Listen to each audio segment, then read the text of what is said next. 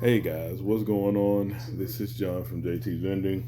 Thank you guys for deciding to watch this video. Um, I want to say, like I always do, thank you to all of our loyal subscribers who've been rocking with us from the beginning. Welcome to all of our new subscribers.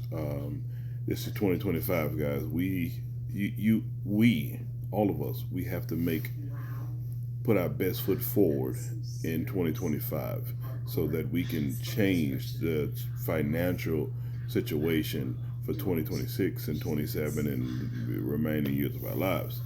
And if you have children, especially for your kids, you don't want your children to grow up following that generational poverty and thinking that it's someone else's fault to fix their lives. So let your children see you set a budget, and do the things that you need to do, like live off less than what you make, not eat out every day. Um, so when your kids grow up and they see you changing your habits, then they follow that same kind of pattern, and it gives them a better opportunity financially when they grow up. So with that being said, guys, you already know what time it is. It's time for our daily devotional, and today is January 6th. 2025. Man, 2025 is here, and in a few months, we'll be into 2026. That's how fast time flies. So, this day devotional is entitled Age Doesn't Matter. Don't let anyone look down on you because you are young, but set an example for the believers in speech, in conduct, in love, in faith, and in purity. 1 Timothy chapter 4, verse 12. When it comes to standing as an example of godly faith, age is not an issue throughout biblical history. Moses led the children of Israel to the promised land at the age of 120. Abraham and Sarah became first time parents uh, when they were over 90, but youth was served as well. The prophet Samuel was called by God to restore purity in the temple of in the temple around 11 or 12 years old. But David became king of Israel when he was about the same age. David would not have been old enough to get a driver's license in our day and age when he slayed the giant and gained an amazing victory against the enemies of God's people. And I think actually David was even younger than that before when he so Goliath wasn't his giant. That was his first giant, but his practice and his test before that was a lion and a bear. David killed a lion and a bear going after a sheep, and that was his sort of quote unquote practice before he faced the bigger challenge, Goliath. Do you feel your age is a hindrance to growing closer to God and being a positive witness of His love and goodness? Whether you are in your senior years and have served God for decades, or you are a youth who has just started walking with God, what matters is your faith. I'm a youth. I said that, looked at my wife. She didn't look up, so she ain't paying attention. Um, in my spiritual journey, I'm a youth. Um, my wife is a real jerk, so I'm sure. This gray, just a little salt fell down on my beard. I get it out. It's not really gray hair, but I enjoy my gray. But my spiritual man is like three years old, and on this spiritual journey, like embracing it, how I want my children to grow up, how I act in my everyday life, and how I treat people is what I want others to see and notice. So I want them to know that I'm a follower of Christ based on how I act, based on how I speak to them, based on how I show my love to my fellow man. Whether you are, oh, sorry, I almost started in the wrong spot. Um, so here we go. With God inside of you, you have everything you need to make a difference in this world. Gracious God, thank you for working in and through me right here where I am in my life today.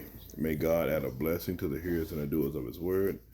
I want you guys to try to stay focused this year, at least the first month, on your faith and growing within your faith, because the more you show love, because love is not a feeling, love is something that you show to other people. And I explained to my son, if you love someone, you show it by doing the things that you know the person would either appreciate, or doing your best to help them with just anything they may ask you to do. And I was trying to give him like a simple example of when we ask him to do something. If you love your parents, you'll do it. Typically, sometimes he don't, which is fine. But we try to get him to understand, like, when he asks us for something or we do something, we do it because we love our children. We love our family. I do things for my wife because I love her. So I show it by showing love, not by just saying I love you and then doing something wrong or mean or nasty. So just do your best, guys, to just let your children see you struggle and see you build good money habits and see you grow in your faith and see you love your fellow man as you love yourself. When they see you, it's different than you just talking at them or talking to them, because I can guarantee you, it was when I was a kid, I can think back now, and for me, more was caught than taught. I heard my dad, I didn't care. But when I saw him and how he interacted with people and how he carried himself in public, that was my example of what I should do. And you can tell by when your kids mimic you. I have a 3-year-old. She's a tape recorder. She says anything she wants to. And today, I took her to school, and she bust out and said to her teachers, and when she talks to her teacher, she gets sassy. Like, she was like, my daddy taking me to the doctor so we can check my mouth and my vagina. I was like, Charlie, really? Teacher was like, we already know. Like, but she heard me on the phone talking to the doctor's office. And when we got to her school, she told them, she was like, Daddy, get my coat. She said, Daddy, take my coat off. I took her coat off, and I took her coat, get ready to hang it on her hook outside of the door. And as I'm coming back in, she was saying that and moving her head. So kids hear what you say, and they repeat it. So if you let good things come out of your mouths, kind things, and you're generous, and you save your money, and you live on a budget, your children see this. And they will more than likely,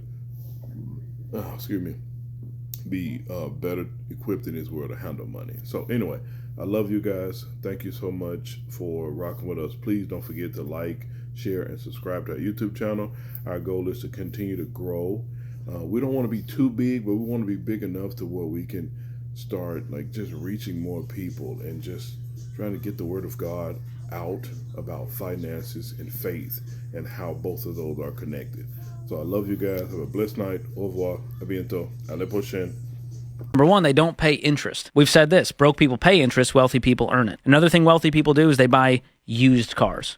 Even those that have the money to buy a new car in cash, and they could light that money on fire on the kitchen table and it wouldn't mess with their world, they still go, why would I take the hit on depreciation instead of someone else? Next one, John, this one won't shock you. They pay off their mortgage. A lot of people think, well, wealthy people know that you can invest the difference and become very wealthy, so they hang on to their mortgages for 30 years and then refinance for another. Nope, not what we found. Which brings us to the last one. What do wealthy people do? They invest for the future. 8 out of 10 millionaires studied invested in their company's 401k. 3 out of 4 invested outside of the company plan. They know that investing over a long period of time instead of buying crap you don't need with money you don't have is the key to building wealth.